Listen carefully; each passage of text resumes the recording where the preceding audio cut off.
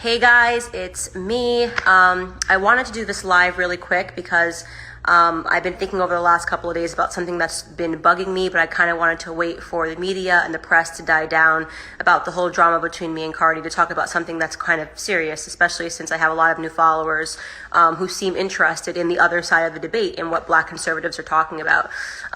So in this debate between me and Cardi made a lot of personal attacks on me. I didn't return the favor. It would have been pretty classless. But I want to particularly talk about her attacks on my husband because of the color of his skin, right? So we live in a society right now that is super racialized. And you have a bunch of entertainers that are telling you that there's racism everywhere and that everything they're doing is because they want to combat racism. And in the very same breath, we have those same entertainers that are the authors of racism. Cardi has never met my husband. She doesn't know my husband, but she said, comment on one of her many videos talking about his white duck. I think we know what she meant, but she did write white duck, and saying that I sold out my community by marrying a white man. And then another portion of one of her videos, she spoke about my father-in-law, who she has no idea who he is, and said that he's a part of the upper class KKK in the UK. First and foremost, I'm not going to address the stupidity of that claim. The Ku Klux Klan was never in the United Kingdom. They don't have the same race history as America. And my father-in-law sits in the House of Lords, not exactly the Ku Klux Klan of the UK. But I don't need to address just the idiocies surrounding the facts of what she said. I want to talk about the attack on the fact that my husband is white, because I've heard this often, especially amongst her fans. Well, you married a white man. Oh, well, that tells you everything. First off, I wanted to just imagine the shoe is on the other foot. So let's use an example of an interracial couple. Serena Williams is married to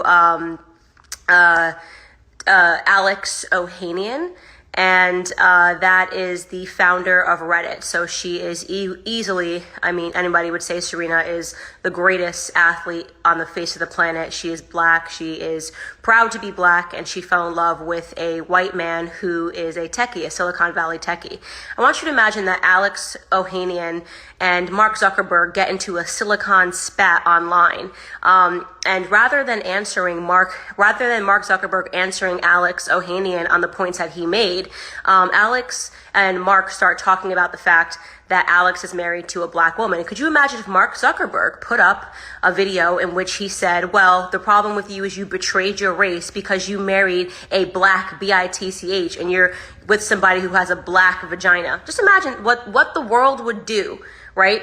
If Mark Zuckerberg got on an Instagram Live and said something about the fact that Serena was Black and called out Alex for betraying his race, how would the world react?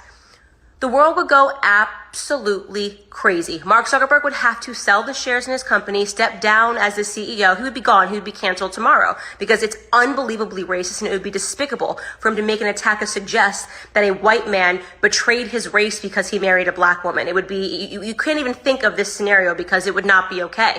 He'd probably get knocked off of Facebook himself for harassment and discrimination and for being a flagrant racist. But for some reason, when Cardi B does this, we don't see that feedback in the media. We don't see the media going, wait a second, that's actually very racist for her to suggest that Blacks and whites shouldn't be marrying. So I want to also give you a history lesson on that and why it's one of the most despicable things that you're seeing a lot of young Black people say today. First and foremost, when you want to talk about Black history in this very same breath that you suggest that Blacks and whites should not be married, it shows that you know absolutely nothing about your history. You have absolutely no idea what your ancestors fought for. And I would point to all of you guys to go examine the Supreme Court case of Loving versus Virginia, when a Black woman and a white man, Mildred Loving and Richard Loving, fell in love and decided to do something quite simple and get married in Virginia. And because there were racial codes then, and they believed in racial integrity, there was something called the Racial Integrity Act in Virginia that was passed in the 1920s. They arrested them and they sentenced them to a year in prison. So just imagine our Black ancestors being sentenced to a year in prison because they simply fell in love with a white man. This was a sort of discrimination and racism that went on in the South all over America. And these people fought for the right to love one another and took it all the way to the Supreme Court and scored the first win that actually illegally legalized miscegenation, which illegalized racial codes that didn't allow blacks and whites to get married. That's a little history lesson for you of what our ancestors have been through just for the right to love who they love, so that, Serena can marry Alex and nobody can say anything, and that's allowed to be. And now we have dramatically arrived into a society where you have people like Cardi B with a platform of 75 million people who is attacking the very same thing that our ancestors fought for: racial integration, for the right to fall in love with someone because of the person that they are.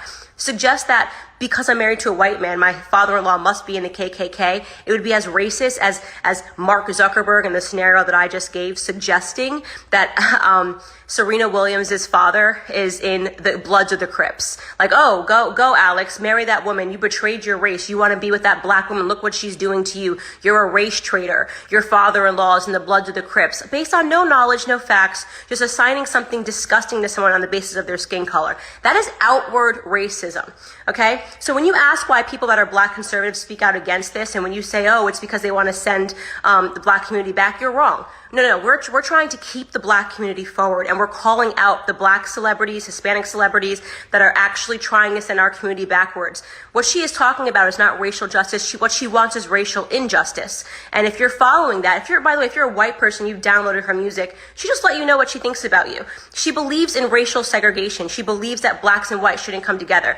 I know all of her millions are not earned because all black people are buying her music. I've seen all the white girls doing the WAP dance on Instagram. And I know all of my white friends, all my black friends, they all have her music downloaded. Maybe it's time to revisit who you're supporting if these are the ideals that they espouse, because there's nobody's music that I like so much that I would be comfortable with them jumping on a platform and attacking someone on the basis of their skin color, absent any facts, because you think that there is something wrong with actually living the Martin Luther King dream, actually living the Mildred Loving and Richard Loving dream. The idea that black Americans and white Americans can come together and be friends and date and fall in love and do all of these things because of the content of their character and not because of their skin color. In my opinion, Cardi B, you owe everybody an apology, not just white America, but black America, for saying something so ridiculously ass backwards and disgusting and despicable. And you should take it seriously. You probably won't, because again, you're not interested in politics. You're interested in having a platform and saying ratchet things and not actually trying to say you are. So I just wanted to wrap with that and just say that we need to start calling out all of these racist entertainers that have platforms that are pretending that they want to help, when in reality they are trying to resegregate America, which is something that I'm not for. Thanks guys for listening. Oh, and buy my book, Blackout. We're actually number 3 in the nation right now, which is so incredible, and I want to be number 1, so thanks.